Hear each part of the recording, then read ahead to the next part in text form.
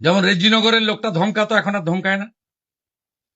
এই যে আগে সরকার থাকতো ধমকাতো যে আমাদের ভোটে সরকার করেছি, এখন নরম নরম। যতক্ষণ বেঁচে থাকবে কোন মুখ্যমন্ত্রীর ধমকিকে চমকিকে ভয় পায় না। মহান আল্লাহ তাআলা ছাড়া হুমায়ুন কবির কাউকে পৃথিবীতে ভয় পায় না। এরকম ধমকি দেখিয়ে, এরকম চমকিয়ে, এরকম পুলিশ দিয়ে শাসন অনেক দেখেছি। বামফ্রন্টের সময়কালের পুলিশের সঙ্গেও এই ধরনের আন্দোলন করে মোকাবেলা করে আমরা বেঁচে থেকেছি, পার্টি করেছি। তৃণমূলের থেকেও তৃণমূলের অন্যায় কাজের বিরোধিতা করে তৃণমূলের বিরুদ্ধে কেস কাটারি খেয়ে চলেছি। আবার বর্তমান বিরোধী হিসাবে সেখানে মুখ্যমন্ত্রী ক্ষমতার বলে যা খুশি তাই বলতে পারেন, আমি তার কথা কোনো কাউন্টার করব না। কিন্তু তিনি কথায় কথায় যে দাম্ভিকতা দেখাচ্ছেন, তিনিও ঈশ্বরের সৃষ্টি, আমিও ঈশ্বরের সৃষ্টি। কোন মানুষের এত অহংকার হওয়া ভালো না, এটাই একটা আমার সম্প্রীতি আগে, একটা মসজিদ আগে না, আমার সংবিধান আগে, আমার মসজিদ আগে না, আগে আমার আইন আগে। তাই আমরা সিকিউরিটির ব্যবস্থা না করতে পারলে আমার देश खतरे में चला जाएगा। देश नहीं बचेगा तो हमारा धर्म कैसे बचेगा? पहले देश उसका बाद धर्म। আজকে পশ্চিম বাংলায় জুম্মা জুম্মা 8 দিন এসছি, মাত্র 2 মাস তার বয়স, ব্রিগেডে নামাজের ব্যবস্থা করে দিয়েছে। অন্নপূর্ণা ভান্ডার মুসলমান মা বোনেদেরকে 2 হাতে দিয়েছে। দেখুন, নির্মল ঘোষ ও কুকুরের থেরাপি করেছিল, নির্মল ঘোষ ওর পোষ্য কুকুরের থেরাপি করেছিল, তাই জনগণ বা যারা তারা এখন ডিম থেরাপি করছে। কাছে তথ্য বলছে অন্তত 200 থেকে 250 মসজিদ বিরানপুরে আছে। সেখানে গরু বাঁধা হয়, সেখানে ছাগল বাঁধা হয়। এই পশ্চিম বাংলায় এমন এমন জায়গা আছে, আপনার বেশি দূরে নাই, বালি নিশ্চিন্তে যান, মসজিদ বিরানপুরে আছে, গরু বাঁধা হচ্ছে, ছাগল বাঁধা হচ্ছে। কারণ ওখানে এককালে মুসলমান ছিল, তারা চলে গেছে পাকিস্তানে, বাংলাদেশ ওদুনা। তারা এই মসজিদে আজান দেবার লোক নেই, নামাজ পড়ার লোক নেই। তাই রানওয়েতে যে মসজিদটা হয়েছিল সেটা 200 বছর আগে, 150 বছর আগে, তখন ওখানে বহু মুসলমান ছিল। তাদের উদ্দেশ্যে খোদার কাছে প্রার্থনা করার জন্য ও মসজিদটা তৈরি হয়েছিল। কিন্তু তারপরে ওখানে যখন রানওয়ে হলো, বিমানবন্দর হলো, মসজিদটা রয়ে গেল। আজকে যখন শুভেন্দুর সরকার এলো, যখন ডবল ইঞ্জিনের সরকার এলো, কেন্দ্র সরকার এলো, তাই ওই शुभेंदु सरकार, डबल इंजन सरकार, कोई मजहब का साथ कोई घृणा नहीं है।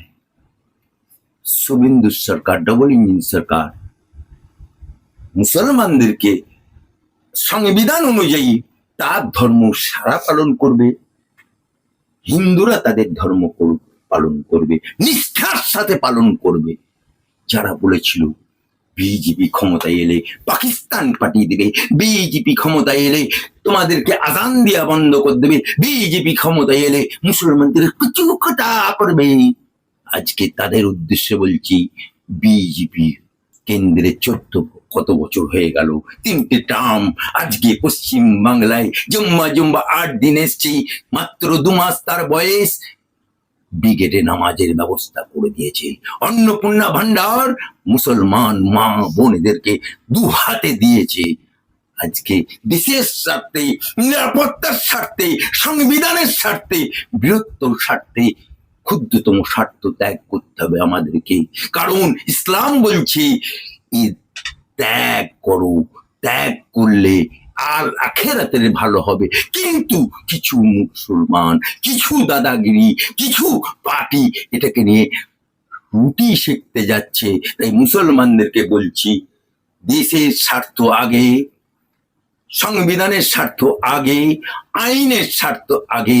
দেশের স্বার্থে যদি বিমানবন্দরের মসজিদকে সরাতে হয় আমরা মেনে নেব, কারণ আমাদের ওটা হচ্ছে ইন্টারন্যাশনাল বিমানবন্দর, ওখানে আমাদের দেশের স্বার্থের সাথে ওইখানে আমাদের পাকিস্তান যোগাযোগ আছে, ওখানে চীন যোগাযোগ আছে, ওখানে রাশিয়া যোগাযোগ আছে।